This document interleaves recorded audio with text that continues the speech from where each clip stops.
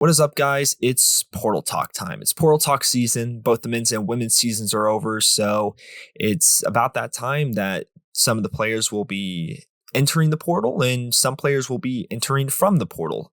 There's 3 on the men's side that are rumored to be joining any day now, I'm assuming, and there's 1 more on the women's side that we'll be tracking, but today it's not about them. Today it's about Brylee. Brylee Glenn has entered the transfer portal, and that's a pretty big blow for Kansas State, and I'm going to explain why.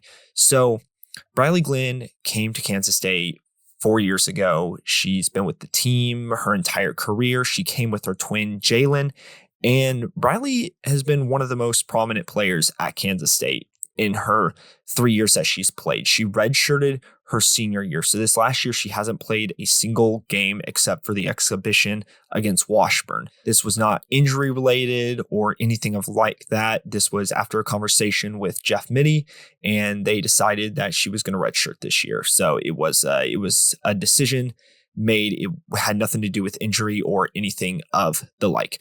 The reason this is such a big loss is Brylee has played a lot. She's played a lot at Kansas State, specifically over 2,500 minutes. That is a lot. The next closest player to her that might be returning next year is Kennedy Taylor, who is a little under 1,900. So that's 600 minutes between her and the next player.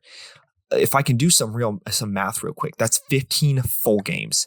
That's a lot. That's a lot of time. She averaged about 25 minutes per game in her career here. She's played 102 games and has started in all but 9 of them.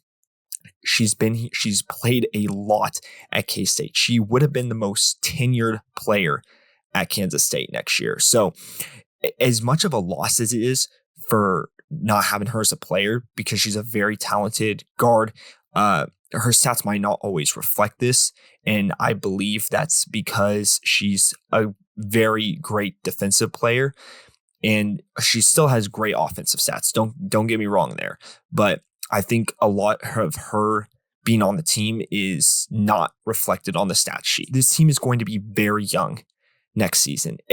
And maybe Kansas State gets some players from the portal and they become older. They get some juniors and seniors, but in terms of people who have been on Kansas State, the team was going to look very young next year, except for Brylee. Brylee would have been one of the older, more tenured players here at Kansas State, and it's going to suck not having her here to be one of the main leaders of the team.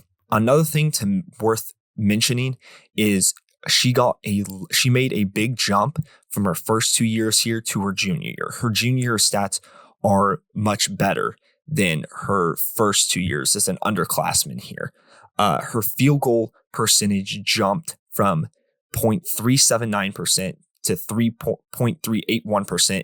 Those are both her freshman and sophomore years, up to 4.427% as a junior. Her 3-point percentage also improved. It was 0.272 and then 0.25 her freshman and sophomore years, and then jumped to 0.316 her junior year. She averaged 2.5 rebounds per game, averaged 7.6 points per game, and had a total of 145 steals, and she had a positive assist to turnover ratio. Her total career average doesn't necessarily reflect how good she has become, because she's made leaps in her career from her underclassmen years to her junior year.